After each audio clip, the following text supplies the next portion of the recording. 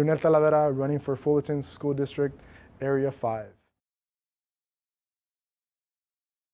Oh my gosh, we get a lot of things right, from STEM to arts to after-school programs with our Encore program, to our early drop-off releases at some of the school sites, and and our ACES programs after school. So we do a lot of things pretty right.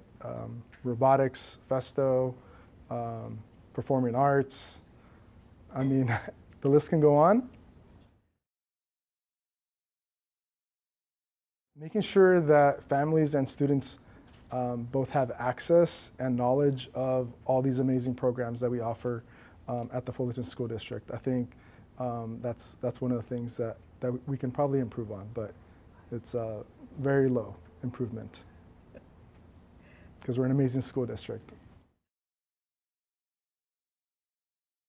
Now I think it's still the transition out of coming out of COVID with the learning loss and some of the challenges that some of our students were facing during the pandemic.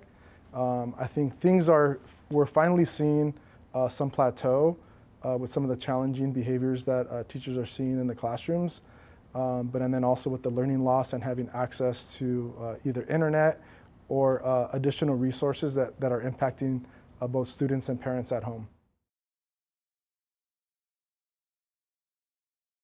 None of the programs I feel should be cut, and I know that's really challenging, but I think we got to be really creative and innovative in the way that we can keep a lot of those programs going. So I think finding innovative and creative ways to not just see the California or the state economy going downwards, but making sure that we're still attracting students and families to our school district, but then also making sure that they have access to the different programs that we offer at the school district, because we think about the child as a whole child, and making sure that they can thrive and succeed based on their strengths, gifts, and talents. The physical built environment from a lot of our schools, since they are pretty old and aged, parking and traffic flow is a big thing for a lot of parents. So magically, if we can have more land to be able to, parents not to feel so stressed in dropping off their kids or picking up their kids from schools at a lot of our school sites because of the landlocked that we have, I think magically that would be one of the things that I would probably focus on. Magically with the wand is add more land around our schools so we can have better traffic flow for student and parent safety. Can I start with the endorsement, please? Absolutely. So with the endorsement, the Fullerton Education Teachers Association, FETA, was the most important endorsement that I received alongside CSEA. Those two endorsements probably mean the most to me because they have the strongest ties to our school district, parents and staff, and our kids as well too.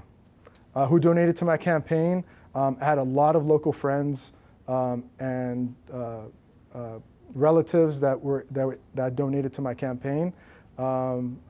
Protein Lab was one of them.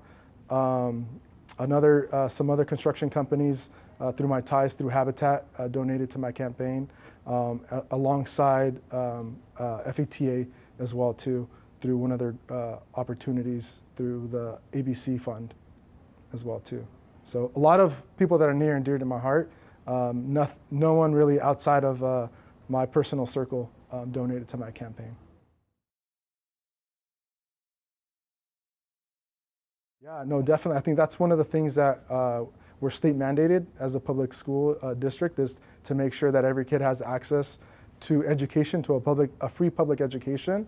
And I think it's finding really creative ways and making sure that we hire the right teachers and staff to be able to support these students with these needs, but then also provide the professional development for them to be able to continue growing professionally, but then also to be able to have the resources in order to continue growing and thriving within the classroom.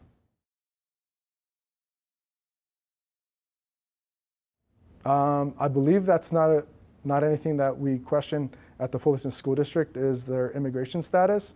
As long as they're enrolled through the district and they're able to access just the same great education as other kids as well too. I think one of the things that we could maybe focus on is making sure that the families that do come into and live in our communities have the information accessible in their language, in their native language, which I know we have a strong Korean and Hispanic and Latino population. So making sure that the information is provided in Korean and in Spanish as well too. We're talking about,